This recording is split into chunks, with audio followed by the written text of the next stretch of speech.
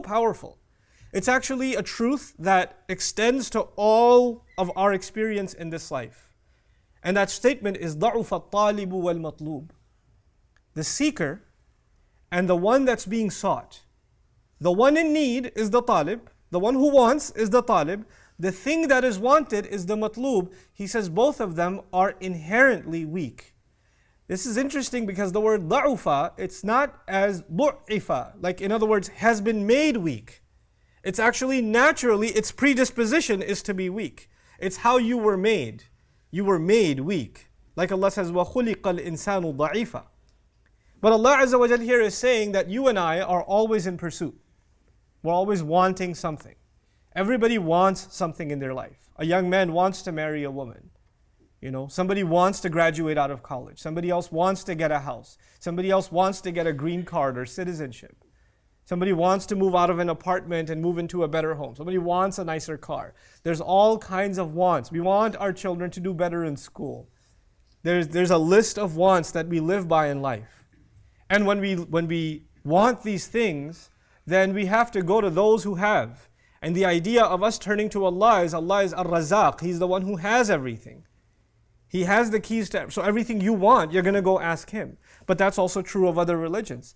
Everybody goes and asks some higher authority, some God, some idea. And there are those who only ask of money. The only pursuit they have is that of money. And Allah is saying in this ayah that anything besides Allah, any God that you will turn to besides of Allah, in itself is weak. But as a matter of fact, anything else that even if you seek each other out, even if you just want help from each other, and any desire that you have, matloob is interesting because it refers to the gods, but it also refers to your desires. Your desires themselves are weak. You're weak, and the things you want are also weak. That's your reality. And what is it that you want so bad? You want a car? Okay, you've been thinking about this car, you watch the trailers, the videos. Oh, there's a new trailer that came out, let me watch that too. You order an online catalog, they mail it to you, you flip through the pages all the time. One of those cars drives by and the world stops for you and you're, well, what if you get it? Let's just say you got it. You're going to go crazy for a week, 2 weeks, a year? Pretty soon you're going to see trash in that car and people are going to walk into that car and say, oh God, you don't care? Yeah, I haven't been to the car wash in a while. That same car that you were crazy about, you have no value for anymore. In so little time, that desire that overtook you was so weak that it just disappeared. Vanished into thin air. It's no longer there. And at one point it had consumed your mind entirely. That's the weakness of the human being. ضَعُفَ الطَّالِبُ وَالْمَطْلُوبُ. And after making this statement, if you think about ourselves and the things we run after, it's like when you're fasting, some of you, all you're thinking about is food. But the moment you finish eating, or mostly overeating, you can't even look at the same food anymore. That same food that had invaded you, the thought of it, like it took over your heart and soul. And now you can't even look at it. Forget eating it. Somebody offers it. That's how weak your desire becomes. ضَعُفَ الطَّالِبُ وَالْمَطْلُوبُ. So now Allah makes this statement. It's powerful. مَا قَدَرُ اللَّهَ حَقَّ قَدْرِهِ. They didn't appreciate Allah like He deserved to be appreciated. In other words, if you had just learned to seek Allah, if you had just learned to make Him happy, if you could all of your desires are there, but if you could put Him above all of those and just want to make Him happy in life, then you would have realized the only thing that will give you strength. Allah Azza wa Jal describes Himself in this ayah as إِنَّ اللَّهَ لَقَوِيٌّ عَزِيزٌ. Allah is ultimately mighty, the owner of all authority. Why does He describe Himself this way? It's actually a direct contrast with the previous ayah where He described myself and everything I pursue and all of the false gods in existence as weak. There's weakness contrasted with strength. Human beings will never find strength until they learn to seek Allah. Otherwise, they're going to remain weak.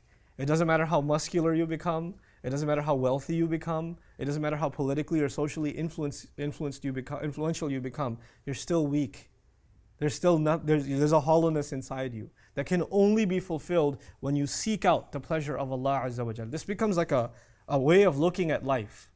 that you're on a journey, and that journey ends وَأَنَّ إِلَىٰ رَبِّكَ الْمُنْتَهَى. It ends with you meeting with the one who made you. And you're getting ready for that meeting. Just like when you guys, some of you are at work, you have a presentation to get ready for at work. And you want to make the boss happy. And everything you're doing before then is working hard, because you need to impress at that presentation. We're all getting ready for this presentation before Allah. Our life is moving along, chugging along. كَادِحٌ إِلَىٰ رَبِّكَ كَدْحًا فَمُلَاقِيهِ. You're chugging along, marching towards your master, and you're going to meet him. And you better be in pursuit of making him happy. And when you can do that, then everything else that makes you weak will actually take a back seat. And you'll find a kind of strength that you've never found before. When that really becomes your mindset, then what happens? All of your temptations, some young people are tempted by drugs, some by alcohol, some by the opposite gender, some by, messed up friends. These are all very powerful temptations. But when you're able to replace that with, I have a much higher goal, then you'll realize how weak those temptations are. They're not going to have that effect on you that they used to have. You don't find yourself as weak to be pulled into those attractive forces that you used to be before. Because there's something much more powerful pulling you towards yourself, towards himself. That's Allah Azza wa Jal. Way more powerful. This is, إِنَّ اللَّهَ لَقَوِيٌّ عَزِيزٌ. But Allah is also in this one statement describing the tragedy of humanity. Most human beings, they weren't able to appreciate Allah. They got caught up in this weak stuff. And they forgot about the fact that they were put on this earth to work towards meeting, and successfully meeting with Allah once again. And they got distracted. And that's the tragedy of humanity. They did not appreciate the fact that even in this life, not just meeting Him in the akhirah, even in this life, had we made Allah our priority, this life would have been better. Even the children of Israel were told, وَلَوْ أَنَّهُمْ أَقَامُوا التَّوْرَاةَ وَالْإِنْجِيلَ. If they were only able to establish Tawrat and Injil, if they were able to live by what Allah had given them, لَأَكَلُوا مِنْ فَوْقِهِمْ وَمِنْ تَحْتِ أَرْجُلِهِمْ. They would have eaten from above and from below. Allah would have hooked them up in this life. They would have had a good life here. And still, what is Allah offering you? He's offering you everything you've wanted in your hand, but even when you have it in your hand, you won't have it in your heart. Because Allah will still be your matloob. Like, giving you rizq is not a big deal. If you would think, for example, in the seerah of the Prophet ﷺ, the biggest problem is control over the region. If that's the biggest problem, control over the region. Like if we just control Makkah, we can get rid of the idols. So if you have control over land, then everything will be okay. How does Allah describe control over land? وَأُخْرَى لَمْ تَقْدِرُوا عَلَيْهَا قَدْ أَحَاطَ اللَّهُ بِهَا وَأُخْرَى تُحِبُّونَهَا نَصْرٌ مِّنَ اللَّهِ وَفَتْحٌ قَرِيبٌ. Secondarily, there's some land you haven't taken charge of yet. Allah's got that covered. Secondarily, aid from Allah is coming. It's like, why is that a priority for you? This is dunya. This is not a big deal. That'll come. You have a much bigger goal. That's the tijara tunjikum min adhabin alim. That's much bigger. That's a priority, a trade that you're going to make with Allah that'll rescue you from a painful punishment. This was the message to humanity, and Allah Azza wa Jal wanted to implore humanity to accept this message. But if you take this one statement of Allah, they didn't appreciate Allah like He deserved to be appreciated. That is probably a true statement of history for nation after nation after nation in humanity. Individuals and nations, families and tribes, cultures, across the board, by and large, we seem to be people, humanity seems to be people that did not appreciate Allah like He deserved to be appreciated. And in order to bring humanity back, what Allah did over and over again is send messengers to help them appreciate Allah like He deserves to be appreciated. But then why did this process discontinue? If He kept sending messenger after messenger after messenger, لِكُلِّ قَوْمٍ هَادٍ, every nation had some guide at least, and He would send people in their language of their culture, messengers of their culture. Why is Rasulullah sallallahu alaihi wasallam the final messenger? This, in the few minutes that I have left in the khutbah, I want to leave you with some thoughts. Allah Azza wa Jal wanted every human being to have the opportunity for guidance. He didn't want to leave humanity unattended. And when He sent, part of sending messengers, at one point Allah Azza wa Jal decided that He will choose especially the family of Ibrahim alayhi salam. And within the family of Ibrahim, He doesn't just want messengers representing Him and calling people to Him. He wants entire nations doing so. So He chose the children of Israel, Banu Israel. so they could represent the teachings of Allah to all of humanity, so that it's not just the job of one messenger, but a nation can now call other nations to Allah. A nation will represent what it means to make Allah al-Matloob. But they failed over and over and over and over again until Allah passed that responsibility to the lineage of the other child of Ibrahim alayhi salam. Through Ismail, this final message came to Muhammad sallallahu alayhi wasallam. And when it came to him, when this Qur'an was given to him, then Allah Azza wa Jal passed that responsibility of allowing humanity to find Allah and make Him the matloob and appreciate Him like he deserves to be appreciated. He passed that responsibility from Rasulullah sallallahu alaihi wasallam to these children of Ismail at the time, to the people of Mecca, the people of Medina, these Arabs of the region. And when He gave them this responsibility, one of the phrases He used for them is ummatan wasata, a middle people, a middle nation. This means many things, but one of the most compelling meanings I recently came across is the fact that they are in the middle of Allah and His Messenger on the one hand, and the rest of humanity on the other. They're the middle people. They're supposed to get across these teachings to the rest of humanity. You know, like I have this microphone on right now. Its purpose is to take my voice and project it to the rest of you. These people that were chosen by Allah were supposed to be the microphone that projects the message of Allah to all of humanity. And as they would project this message, anybody who would accept this message would become part of this cause. They would join this cause. So the moment your ancestors or yourself took the Shahada, you joined the same mission that was given to Rasulullah ﷺ and through him passed down to us. And so by the end of this surah, as I close, look at what has been said. لِيَكُونَ الرَّسُولُ شَهِيدًا عَلَيْكُمْ وَتَكُونُوا شُهَدَاءَ عَلَى النَّاسِ. So the messenger can be a witness against you. The messenger sallallahu alaihi wasallam, I thought he's a witness for us. I thought on Judgment Day he's going to beg for our forgiveness, our shafa'ah. Why is the Qur'an saying he's a witness against us? The Qur'an is saying that on multiple occasions, including the conclusion of Surah Al-Hajj. Why? Because we are being told, you have been passed down a very heavy responsibility. And Allah will challenge His messenger. Did you do your job? Did you deliver? And Allah's messenger will say, I got it to them. And once He says, I got it to them, who's going to be held responsible? You are. Because once the message comes to you and me, now we're liable. So in a sense, when the messenger himself sallallahu alaihi wasallam says, I did my part, then the only interrogation left is your interrogation and my interrogation. And that's shahidan alaykum. He's testifying against you in a sense. And then beyond that, now your job, وَتَكُونُوا شُهَدَاءَ عَلَى النَّاسِ. And when Allah comes after you and says, well, let's hear it. What do you have to say for yourselves? You were supposed to introduce the entire world to Allah. You get to be witnesses against all of humanity. And the only way you can do that, and I can do that, is we get to say, Ya Allah, we represented the beauty of your deen and the power of your book and the legacy of your messenger, sallallahu alaihi wasallam, in every speech, in every action that we possibly could have. We were ambassadors of this faith. People, we didn't even have to open our mouth. People would see us and say, these are the people of the legacy of Ibrahim alayhi salam. These are the people that remind me of God. That we did our part. And if we can do that, then the next interrogation is that of humanity.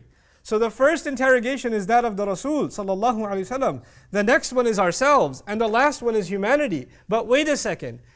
You can't go to the interrogation with humanity if we didn't do our part.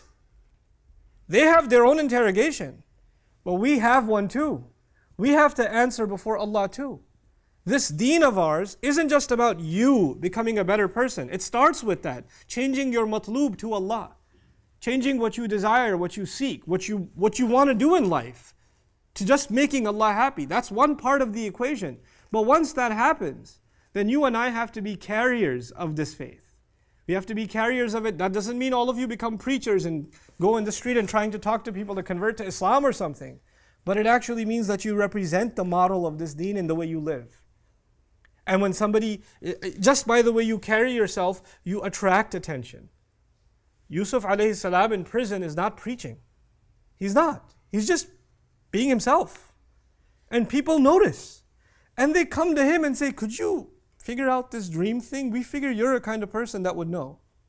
Why did they come? He didn't put a sign up, dream interpretation, cell block 9. There was no ad. There was no advertising, no da'wah that I'm able to interpret dreams. It's just the way he carried himself. Even criminals were attracted. You see that? Even criminals were attracted and say, hey, I want to talk to you for a minute. It's just the way we carry ourselves. We have to, it's not just about image, it's about, really leaving a model behind. And so, لِتَكُونُوا شُهَدَاءَ عَلَى النَّاسِ. How are we going to prepare ourselves to do so? What are going to be the first steps that we take? And I leave you with this, inshallah. فَأَقِيمُوا الصَّلَاةَ وَآتُوا الزَّكَاةَ وَاعْتَصِمُوا بِاللَّهِ. Practically speaking, establish the prayer. Make the prayer an institution in your life. It will give you the strength and the right priorities that will change your mindset. Give the zakah.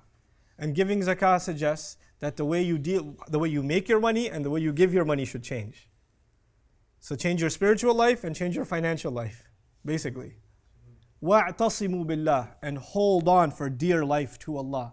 Holding on to Allah is no longer possible without holding on to the book of Allah. The tafsir of وَاعْتَصِمُوا بِاللَّهِ is in the Quran itself. وَاعْتَصِمُوا بِحَبْلِ اللَّهِ. Hold on to the rope of Allah. Become people of prayer, become people of pure income, and then on top of that, of giving, and on top of that, become people that can hold on to Quran. وَاعْتَصِمُوا بِاللَّهِ هُوَ مَوْلَاكُمْ. He's your protecting, guarding friend. He's the one who will guard you. He's the one who will take care of you. فَنِعْمَ الْمَوْلَى. What an amazing protective friend he is. And the final words are the most beautiful. وَنِعْمَ النَّصِيرُ. What an incredible aid, constant helper he is. In other words, he's handed you a massive mission. This is not an easy mission. This is not an easy change that you can bring into your life. And that you're being held responsible for you and I collectively being held responsible for the same burden that once used to fall on the shoulders of Muhammadur Rasulullah sallallahu alaihi wasallam. From one shoulder to all of our shoulders, and it's still too heavy. And it was on one man's shoulders, sallallahu alaihi wasallam. But now it's on all of our shoulders. And even though that is on our shoulders, clearly we can't carry it on our own. So what does Allah say? وَنِعْمَ النَّصِيرُ. What an incredible helper he is. You take a step, and he will open the doors, and he will help you, and he will help me personally and as an ummah fulfill this responsibility. As we come to the close of the month that celebrates the coming of revelation, we celebrate the charge of the responsibility that was handed to you and handed to me. That's what we're going to be celebrating. We're not celebrating that we don't have to be hungry in the afternoon anymore. We're celebrating the fact that we were chosen by Allah. You and I were chosen by Allah. Huwa ajtabakum. He chose you. He selected each and every one of you qualified for this mission, qualified for this task. You are the people that are going to carry His work until the Day of Judgment. May Allah Azza wa Jal make us realize this responsibility, carry it to the best of our abilities in this life, and pass this responsibility onwards with ihsan to our coming generations. Barakallahu li wa lakum.